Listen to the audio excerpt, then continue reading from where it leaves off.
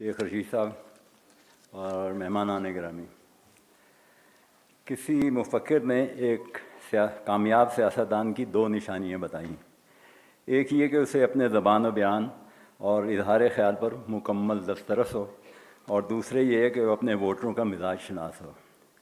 इस मक़ूले को सामने रखते हुए शेख रशीद साहब की सियासत और शख्सियत का जायज़ा लिया जाए तो वो एक कामयाब इंसान है, सियासत में भी और आम ज़िंदगी में भी।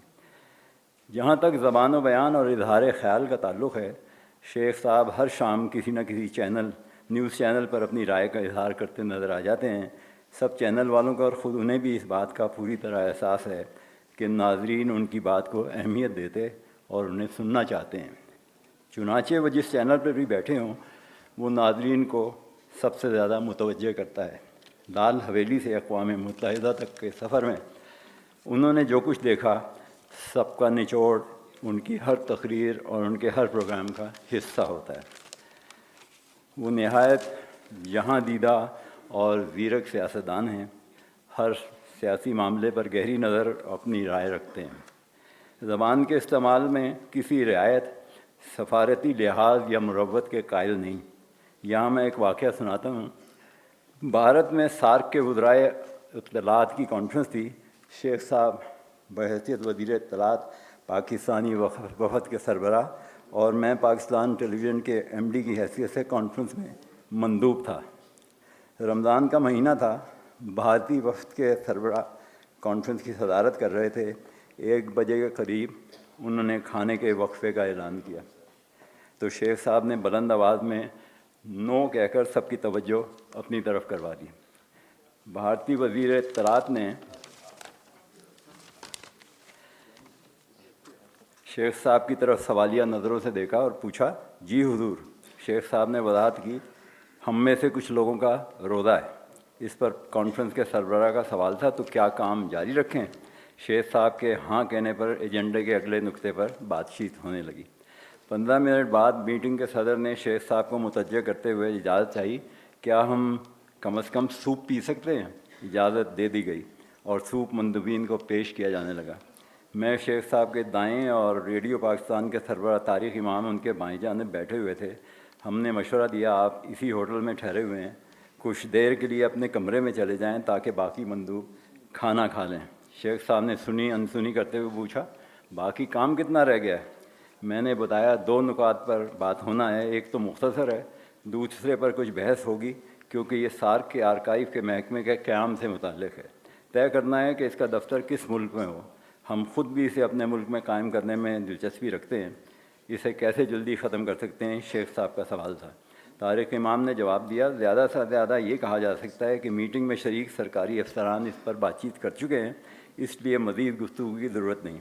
शेख साहब ने इस मशवरे पर अमल किया और मीटिंग सूप पीते पीते ख़त्म हो गई।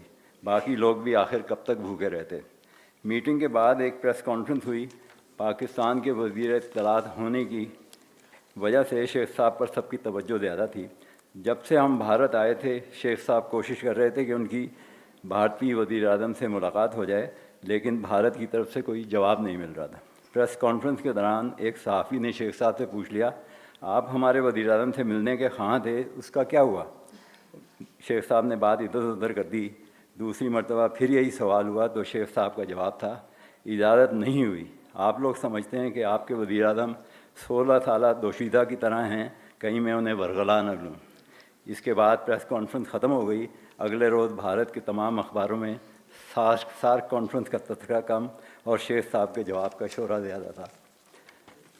यहाँ मैं बताता चलूँ कि ये जो मुल्क भर में न्यूज़ चैनल्स का मेला सजा हुआ है, इसे बनाने संवारने में बहुत कुछ हिस्सा शेख साहब का है। जब सदर मुशर्रफ ने फ़ैसला किया कि प्राइवेट सेक्टर में भी न्यूज़ चैनल चलाने की इजाज़त होना चाहिए, तो बहुत सारे लोग इस फ़ैसले के हक़ में और उनसे शायद कुछ ज़्यादा इसकी मुखालफत में थे। शेख रशीद साहब उस ज़माने में वज़ीर इत्तलात थे। उनकी राय की बहुत अहमियत थी। उन्होंने ना सिर्फ न्यूज़ के प्राइवेट चैनल लगाने के हक़ में राय दी, बल्कि इस काम को इतनी तेज़ी से अमली जामा पहनाया कि कोई रुकावट रास्ते में हायल नहीं हुई। अपने शहर, अपने हलके और अपने वोटरों के सिलसिले में शेख साहब की कोशिशों के हम सभी ऐनी शाहिद हैं। راولپنڈی کا شاید ہی کوئی تعلیمی ادارہ اور اسپتال ہوگا جہاں شیخ رشید صاحب کے نام کی تختی کسی نہ کسی حوالے سے لگی ہوئی نہ ہو۔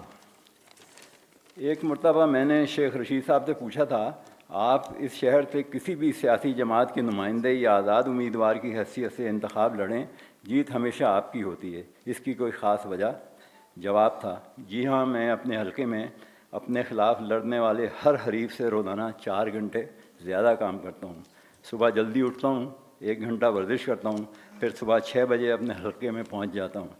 تھڑے پر بیٹھ کر لوگوں کے ساتھ کلچے، نہاری، حلوہ پوری کھاتا ہوں، ان کے دکھ سکھ میں شریک ہوتا ہوں، بیماروں کی مزاج پرسی کرتا ہوں، اور پھر 10 بجے تک کام کر کے دفتر آ جاتا ہوں۔ میرے حریف تو گھر سے باہر ہی 11 بجے تک نکلتے ہیں۔ شیخ صاحب کی نئی کتاب زبان و بیان کی سادگی اور واقعات کے خوش اسلوبی سے اظہار کی وجہ سے پسند کی جائے گی، لیکن پڑھتے ہوئے اختصار کہیں کہیں اچھا نہیں لگتا، اور خواہش ہوتی ہے کہ مصنف کچھ تفصیل میں جاتے تو بہتر ہوتا ہے۔ مجھے شیخ صاحب کی آئندہ کتاب کا انتظار رہے گا، کیونکہ میں ان لوگوں کے بارے میں جاننا چاہتا ہوں جو تھڑوں پر بیٹھ کر شیخ صاحب سے دنیا بھر کی باتیں کرتے، عوامی دانش ان تک پہنچاتے، اور گلی گلی بے تکلفی سے ساتھ ساتھ پھرتے اور بابو بابو کہہ کر ان سے اپنی محبت کا اظہار کرتے ہیں۔ بہت شکریہ۔